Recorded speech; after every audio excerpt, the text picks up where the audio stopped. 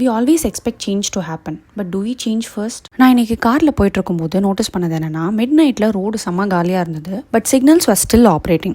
எங்களுக்கு முன்னாடி போன கார் ஒரு சிக்னலில் வெயிட் பண்ணால் even there is no one around, so we also waited. Other cars back of us also waited until green. அதே மாதிரி நெக்ஸ்ட் சிக்னலில் முன்னாடி போன காரை ரெட்டு போட்டும் கிராஸ் பண்ணி போயிட்டான். ஸோ அவனுக்கு பின்னாடி வர காசும் வெயிட் பண்ணல, we crossed it. இங்கே என்ன நடக்குதுன்னா, முன்னாடி போகிறவனை பார்த்து அவன் என்ன பண்ணுறானோ அதுதான் நம்ம பண்ணிட்டு இருக்கோம். Group mentality. எல்லாரும் என்ன பண்ணுறாங்களோ அதுதான் நம்மளும் பண்ணுவோம், அதுதான் ஹியூமன் டெண்டன்சி. க்ளீனாக இருக்கிற இடத்துல ஒரே ஒரு குப்பை இருந்தால் இங்கே தான் பேப்பர் போட்டிருக்காங்களேன்னு பின்னாடி இருக்கிறவங்க அங்கேயே குப்பை போடுறது இல்லையா? அதே மாதிரி தான் இன் திஸ் கேஸ். நீங்கள் ஒரு வேளை சிக்னலில் வெயிட் பண்ணியிருந்தீங்கன்னா உங்கள் பின்னாடி இருக்கிறவங்களும் சிக்னலில் வெயிட் பண்ணியிருப்பாங்க.